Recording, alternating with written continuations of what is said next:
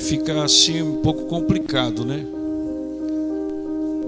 O apóstolo Eli Mendes, um homem muito sábio na palavra, ter ministrado aqui, e eu estava me comunicando com os demais da diretoria para que essa fosse a mensagem oficial. Porém, aprove ao reverendo César que eu viesse dar uma mensagem aqui. Então, aqui nós estamos, amém? O apóstolo ele falou sobre coragem, tem que se apresentar na hora da convocação, somos soldados. Então, vamos à mensagem. Abra a sua Bíblia no Evangelho de Jesus Cristo, segundo relatou Marcos, no capítulo 4 e versículo 35. E assim como Jacó nos ensinou com a sua vida com Deus, assim Jesus continuará nos ensinando dentro desse ministério terreno. Amém? Todos acharam? Tentarei ser o mais breve possível. Naquele dia, sendo já tarde, disse-lhe Jesus: passemos para outra. E eles, despedindo a multidão, o levaram assim como estava, no barco, e outros barcos o seguiam. Ora, levantou-se grande temporal de vento, e as ondas se arremessavam contra o barco, de modo que o mesmo já estava a encher-se de água. E Jesus estava na polpa. Aonde Jesus estava? Dormindo sobre um travesseiro. Ele o despertaram e lhe disseram: mestre, não te importas que pereçamos? E ele, despertando, repreendeu o vento e disse ao mar: acalma-te, emudece. O vento se aquietou e fez-se grande bonança. Então lhe disse: por que sois assim tímidos? Como é que não tendes fé? E eles, possuídos de grande temor, diziam uns aos outros: quem é este que até o vento e o mar lhe obedece? Tome assento com cuidado e não feche a sua Bíblia, por gentileza.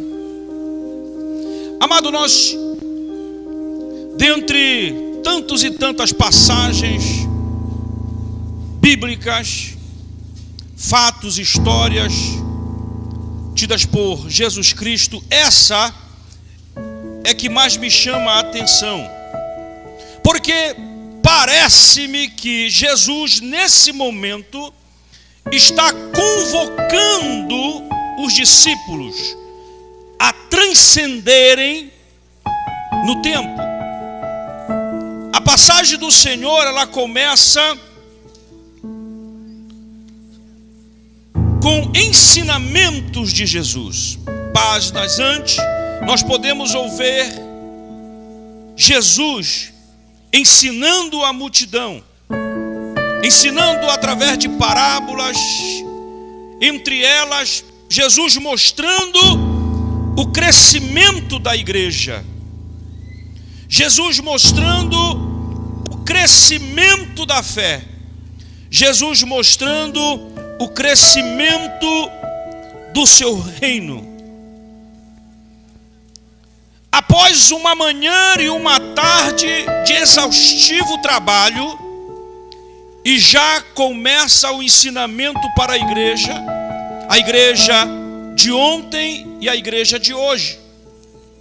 Jesus nos sugerindo um trabalho. A igreja contemporânea parece que ela estagnou na sua tarefa do ide.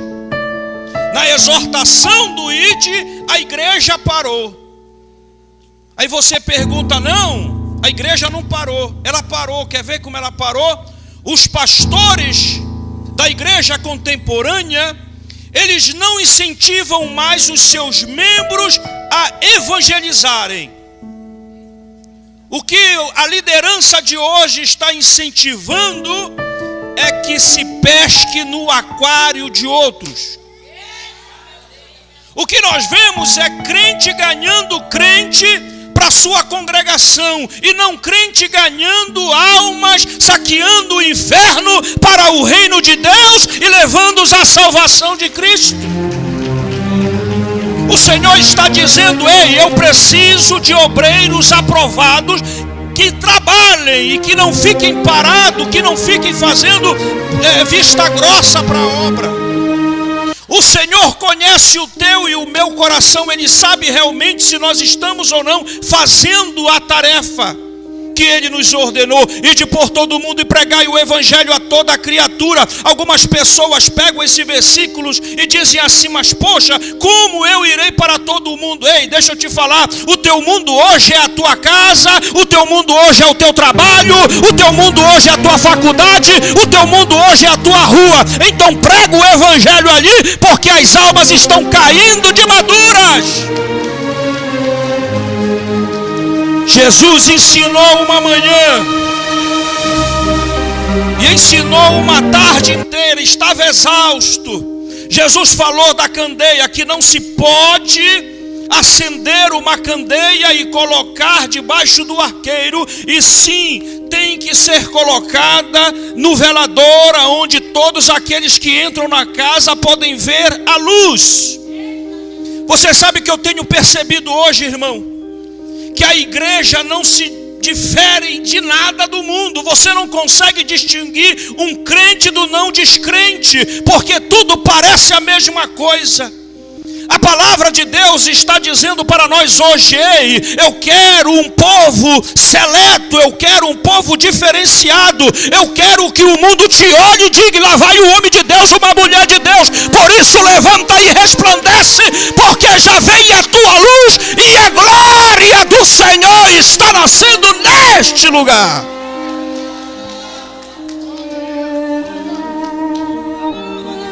Após esse exaustivo tarefa, cansativa tarefa de ensinar os seus discípulos e a multidão, Jesus sugere, ou Jesus pede para que os discípulos passem para outra margem. E eu entendo esse pedido de Jesus como transicionar, passar para outra fase, passar para outra etapa, uma mudança. O apóstolo Natan falou que não há crescimento se você não procurar o conhecimento. A própria Bíblia nos exorta a crescermos na graça e no conhecimento.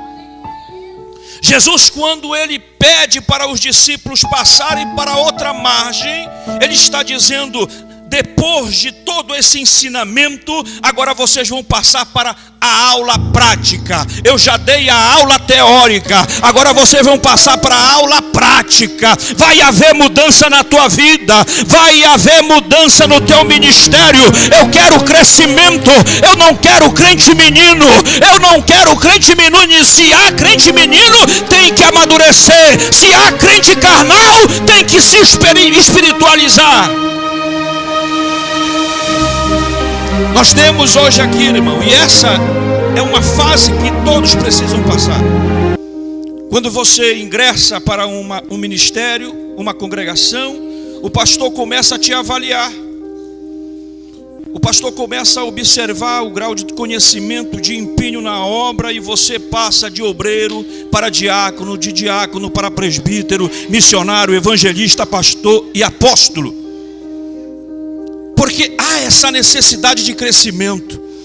E Jesus disse assim: olha, vamos fazer o seguinte, eu passei o dia e a tarde, uma manhã e uma tarde exaustiva de ensinamento, agora eu vou te levar para a prova prática. Eu quero dizer para os amados que vão ser consagrados, ordenados, e para os demais, que o ingresso no reino de Deus, o ingresso no corpo de Cristo, é de constante provações. E essas provações, amado, elas não são para a destruição do ser humano ou do crente. Essas provações e privações e adversidades promovidas pelo próprio Deus é para lapidar as nossas virtudes e nos trazer mais crescimento, mais consistência na nossa estrutura física, mental e espiritual. Jesus pede para passar para outra margem, e eu vou te dizer uma coisa. Chegando no meio do caminho, já era tarde, e os discípulos entraram no barco. Preste atenção no que eu vou falar. Diz a palavra de Deus que os discípulos despediram a multidão e levaram Jesus assim como ele estava no barco. Nada do que está escrito, colocado na Bíblia, é por um acaso. Sempre a Bíblia nos traz uma revelação. E eu entendo esse trecho que os discípulos, despedindo a multidão, levaram Jesus assim como ele estava. Eu entendo que tem muito crente que está levando Jesus na sua vida, no seu barco, de qualquer maneira. E o Senhor está dizendo: cuidado, cuidado como você está levando a presença do meu Espírito na tua vida. Não é como você quer, e sim como tem que ser, que foi estabelecido por Deus. Vou te trazer o exemplo desse. Lá em 1 Samuel, o povo filisteu empreende uma guerra contra Israel. E nessa guerra ele logra a vitória, toma a arca da aliança, mata os filhos de Eli, os sacerdotes, e leva a arca da aliança para Astode, e coloca a arca da aliança no templo de Dagom. Pela manhã os sacerdotes entraram no templo e perceberam que a estátua de Dagom estava caída de bruços diante da arca da aliança. E os sacerdotes levantaram a estátua, colocaram-na de pé. Porém, quando foi no outro dia, pela manhã, os sacerdotes de Dagom entraram no templo e a estátua novamente estava de bruços, só que agora com uma diferença: a cabeça estava decepada e as mãos também estavam decepadas. Você sabe o que eu entendo com isso, irmãos? Que o inimigo, tudo aquilo que ele intentar contra a tua vida, vai cair por terra hoje, porque quem impedirá o agir de Deus?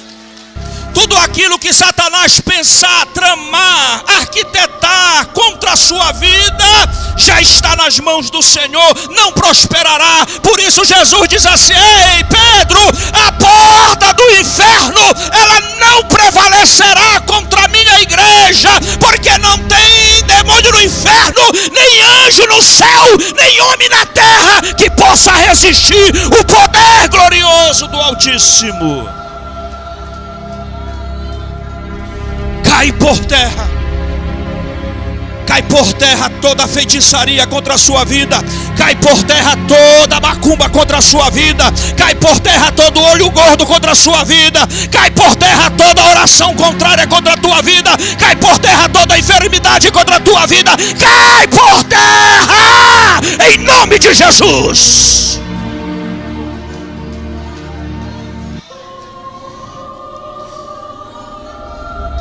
Quando a arca da aliança é levada pelos filisteus para Gade, os filisteus construíram uma carroça e prenderam sobre a carroça bois e levaram a arca da aliança, a presença de Deus, em bois.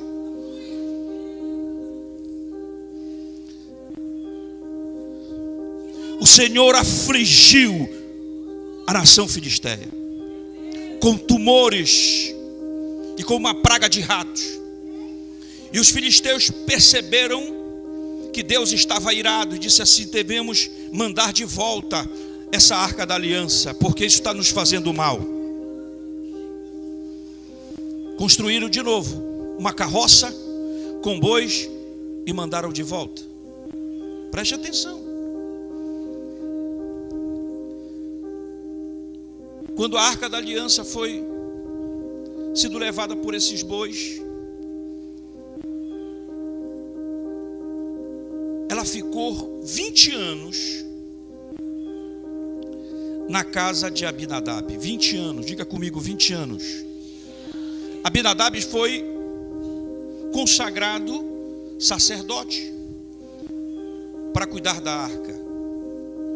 Diz a palavra de Deus que durante 20 anos não aconteceu nada na vida nem na família, na casa de Abinadab. Passou toda a gestão de Saul,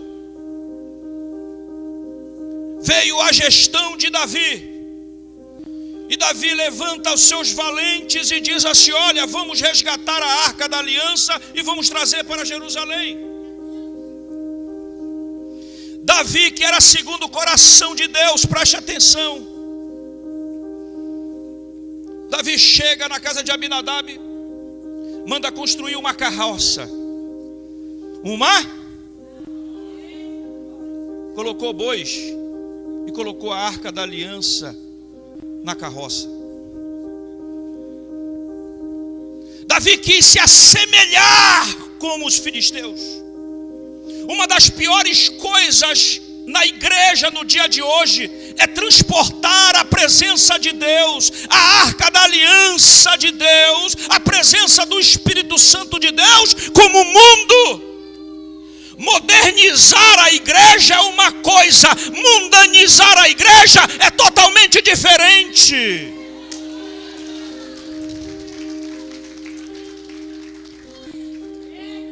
Não se pode levar a presença de Deus de qualquer jeito.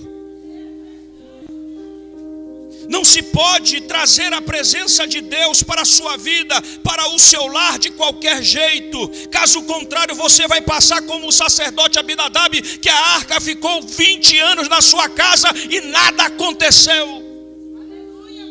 E quando se resolve transportar a presença de Deus de qualquer maneira, coisas trágicas já começam a acontecer. Porque do transporte da arca, de repente a carroça esvalou. E Uza, com boa intenção, querendo segurar a arca, morreu. Todas as vezes que você líder, que você membro da igreja, que você pastor, tenta levar a presença de Deus de qualquer maneira, você faz com que alguém morra, ou morra no seu ministério, ou morra na sua casa, ou morra na sua vizinhança, porque você mesmo já está morto espiritualmente. Saul teme, Davi teme, e diz assim: eu não posso com a arca de Deus. Não é bom que a gente transporte a arca de Deus. Precisamos colocar em algum lugar por algum tempo.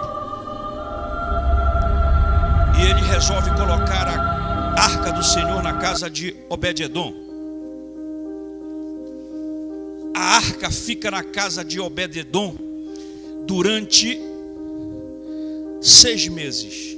E diz a palavra de Deus que Deus abençoou a casa de Obed-edom ricamente. Ela foi próspera, ela recebeu a cura, ela recebeu a bênção, porque Obed-edom soube honrar a presença de Deus na sua vida e na sua casa.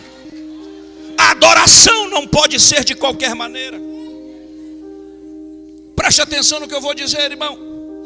É preciso haver um crescimento nos nossos dias. O tema é perdão. Quantos líderes, falar de perdão para líderes, pastores, meu irmão, isso é coisa complicada para apóstolos e bispos. Mas quantos líderes não conseguem perdoar os seus filhos por alguma desobediência? Quantas mulheres pastoras não conseguem perdoar o seu esposo que ainda não abraçou a fé e que recebeu afrontas e agressões, e ela não consegue liberar o perdão para o seu marido? No entanto, acha que a presença de Deus é de qualquer maneira. Se é de qualquer maneira, você não resplandece a glória de Deus na sua vida. Se é de qualquer maneira, você ainda não se assemelha a Cristo Jesus, porque Ele é o maior exemplo de perdão.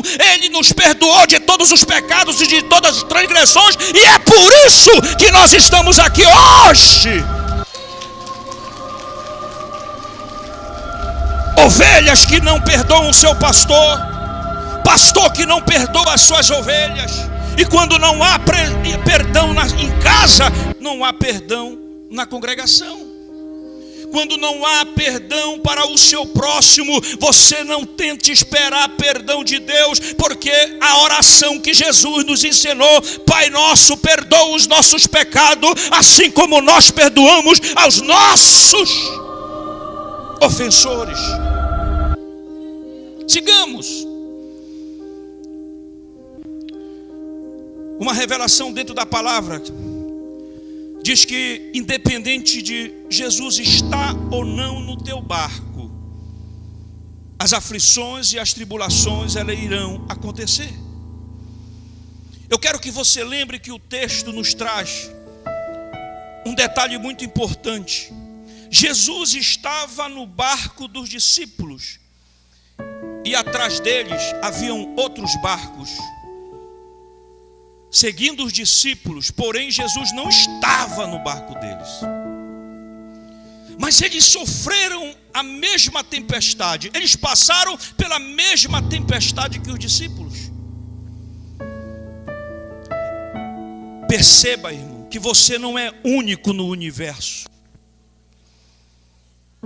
Que aquilo que Deus te ensina através da sua palavra pode beneficiar muitos que estão vindo atrás de você. Eu tenho percebido que é muito fácil a pessoa influenciar pessoas lá no mundo para irem para o inferno, para praticarem o mal. O difícil é influenciarem dentro da igreja pessoas para praticarem o bem e para o caminho do Senhor. Eu tenho percebido isso, irmão. Você sabe por que muitas congregações não crescem? Porque ainda não aprenderam a influenciar almas na sua vida. Aprenderam até a obedecer em algumas circunstâncias, mas ainda não estão obedecendo em outras circunstâncias. E o Senhor está dizendo: nós precisamos passar para outra margem. O ano de 2018 não pode ser o mesmo ano de 2019. Há uma necessidade imperativa de crescimento. E preste atenção, irmão, toda mudança requer transformação, e toda transformação requer renúncia. A mudança e transformação, Paulo diz assim: quando eu era menino, eu falava como menino, agia como menino e pensava como menino. Agora que sou adulto, larguei as coisas de menino. Paulo também passou pela mudança espiritual da sua vida. Paulo cresceu. Transformação, Romanos capítulo 12, versículo 2 diz assim: não vos conformeis com esse presente século, mas transformai-vos pela renovação de vossa mente, para saber qual é a boa e agradável vontade de Deus. E a vontade de Deus é essa: que nós venhamos a mudar, uma igreja mudada, renovada em Cristo Jesus. Mudança, mudança, crescimento constante. O Senhor nos ensina que o reino de Deus é como um grão de mostarda. Que coisa tão pequena é essa?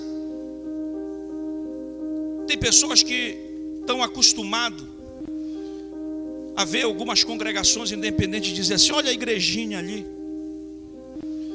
Ah, vamos lá visitar aquela igrejinha daquele pastorzinho, daquela pastorazinha.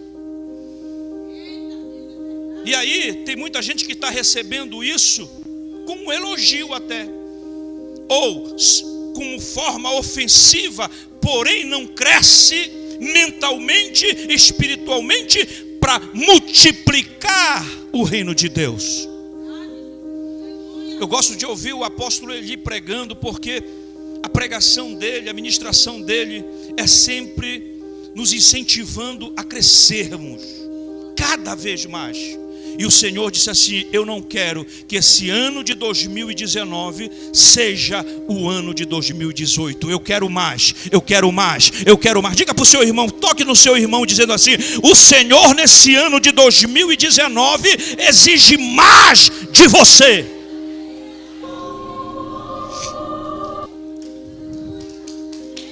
Pode aplaudir ao Senhor, Ele merece. A palavra de Deus, ela é poderosa para nos transformar.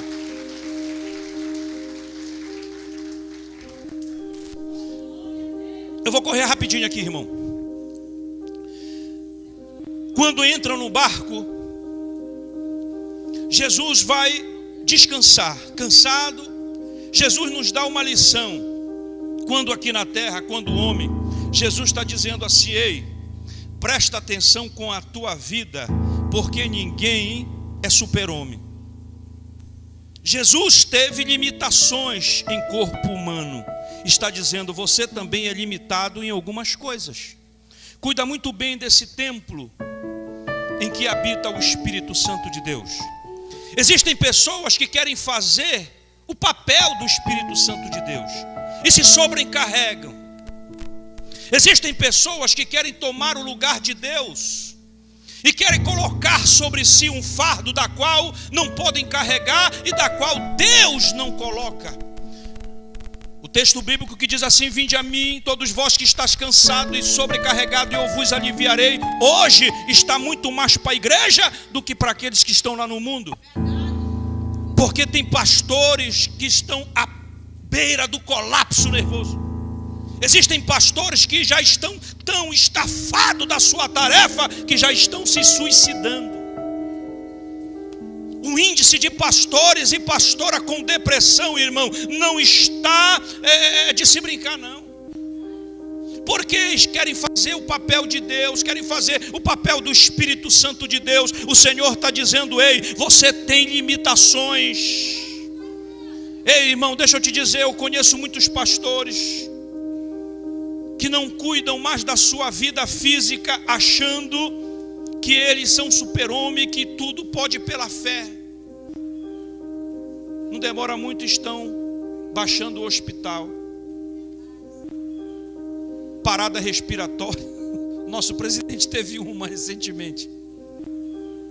O meu presidente, irmão, ele é o exemplo de homem de Deus e de trabalho.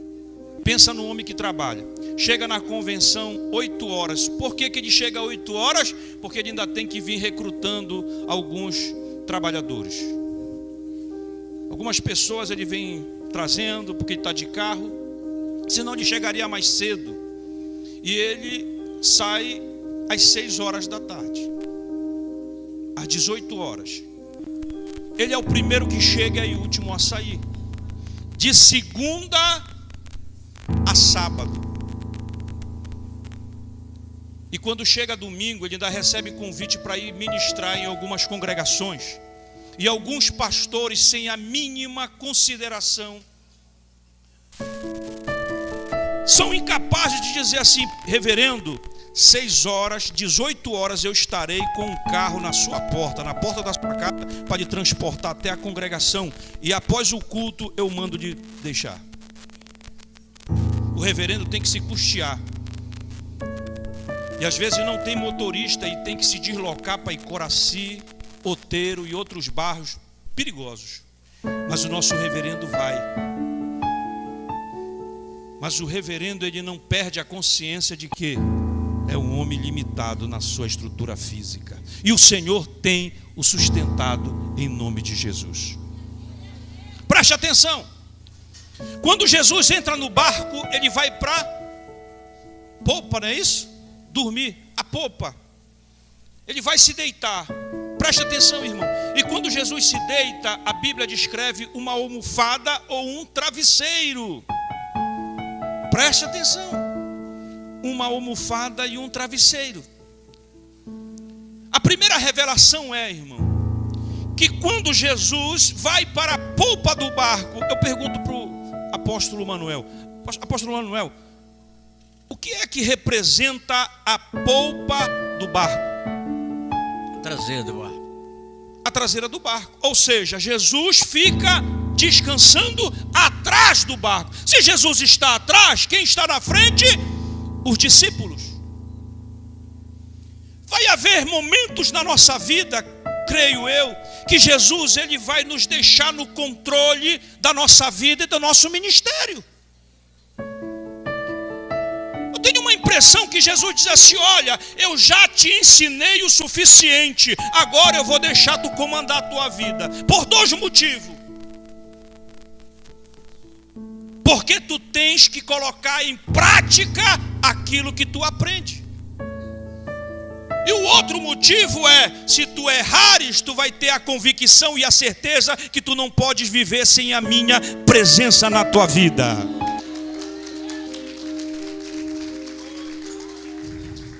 Às vezes parece que Jesus não consegue falar conosco. Estamos passando por problemas, tempestades, mar revolto, ventania, e aí começamos a clamar, a orar, a buscar ao Senhor, e o Senhor parece que não nos responde. É porque o Senhor recuou um pouco e disse assim: tu já aprendeste demais, eu quero ver o que é que tu vais fazer. Porque eu preciso, como Paulo diz, apresentar a mente de Cristo. E quando eu absolvo a mente de Cristo, eu preciso falar como Cristo, olhar como Cristo, agir como Cristo, pensar como Cristo. Então eu não posso errar. O Senhor está dizendo: ei, vai ter um momento que eu vou deixar você comandar a sua família. Porque eu já te mostrei, já te ensinei através da palavra como lidar com a família. Vai ter um momento que o Senhor vai dizer: eu vou deixar você comandar as tuas ovelhas, pastorear as tuas ovelhas. Eu vou recuar e vou deixar tu agir, porque eu já mostrei através da palavra como lidar com a igreja. E os discípulos começaram a remar. Eram exímios navegantes, marinheiros de muitos anos. Pedro, seu irmão, Tiago, André, tinham toda a experiência. Mas presta atenção, irmão, eu vou falar uma coisa que o apóstolo Eli já disse há muito tempo e eu aprendi isso. Presta atenção. O Mar da Galileia, ela tem 21 quilômetros de comprimento e 14 quilômetros de largura, e é cercada por montanhas. Não é sempre, mas hora ou outra, o vento, quando desce, bate na montanha e vai pela superfície das águas, criando ondas.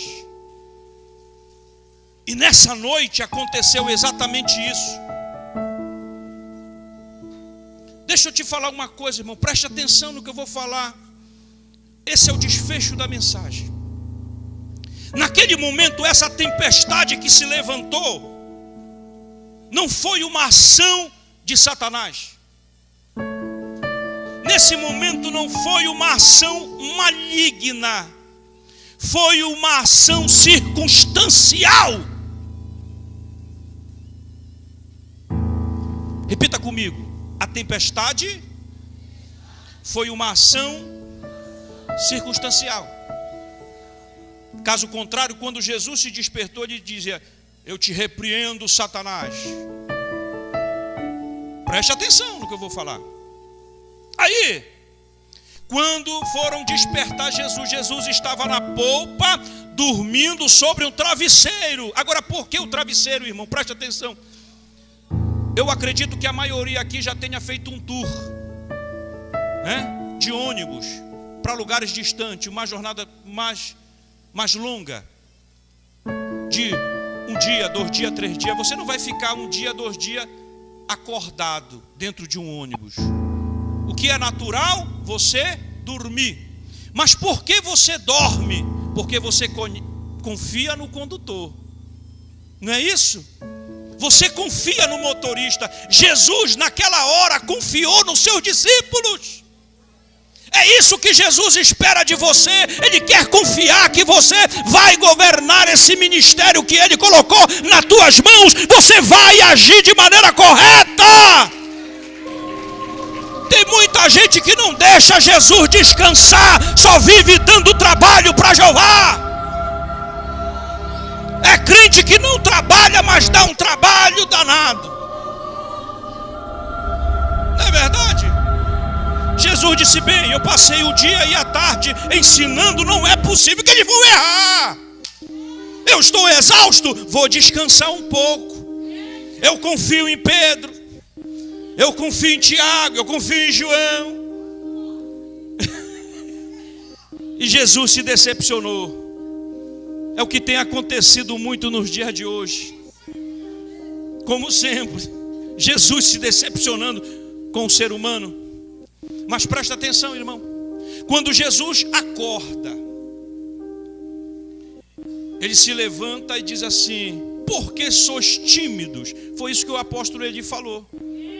Covarde não herda o reino de Deus. Os tímidos não herdarão o reino de Deus. Ei, irmão, deixa eu te falar. Quando você perceber essa característica em alguém, sai de perto. O que foi que Deus falou para Gideão? Gideão, os covardes e os tímidos voltem. Eu quero te dar vitória, mas com covarde não vai dar certo. Eu quero te dar vitória, mas com timidez não vai dar certo. Eu quero fazer um milagre, mas com timidez não dá certo.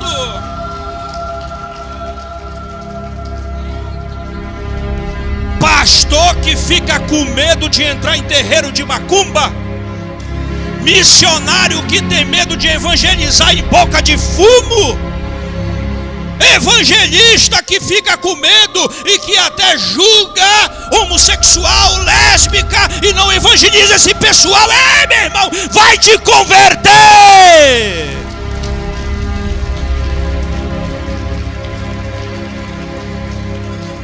Acabei. O Senhor, irmão, se levantou e disse: acalma-te, vento, cala-te. E disse: por que sois tímidos, homens de pouca fé?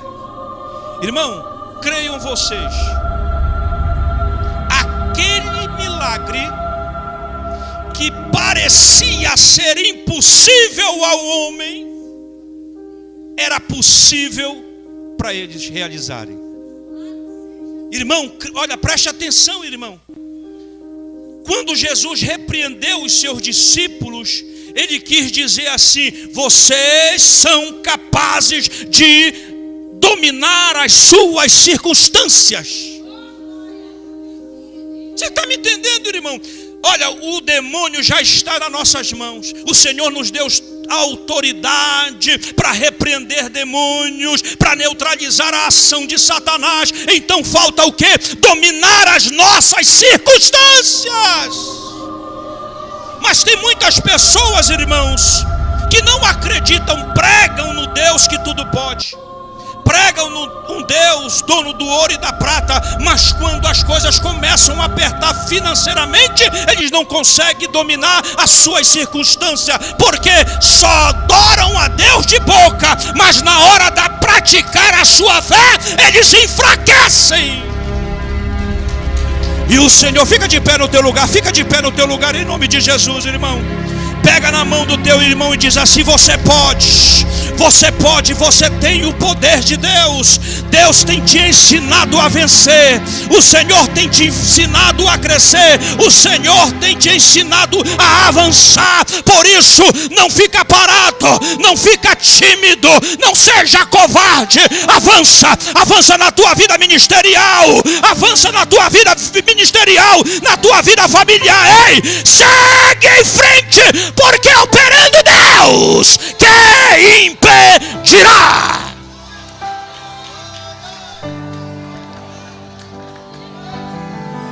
Tu és a minha luz, a minha salvação, e a ti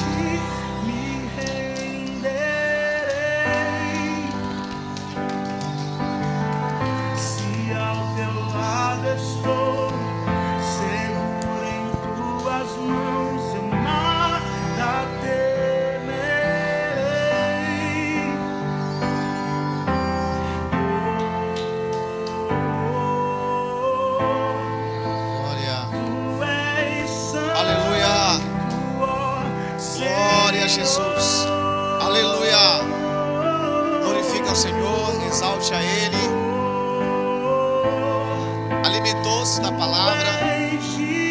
Amanhã você vai estar na sua igreja abastecido. Você veio hoje aqui para passar por esse processo de edificação, fortalecimento, através de ministrações que o Senhor usou seus servos nesse lugar. Agora sentem, por gentileza. Que pregação maravilhosa. Que Deus continue abençoando o reverendo Rosivaldo Matos, com essa eloquência que ele tem. Que Deus continue usando ele grandemente. Nosso estado do Pará é um estado de celeiros de pregadores. Não é à toa que é o berço do Pentecoste.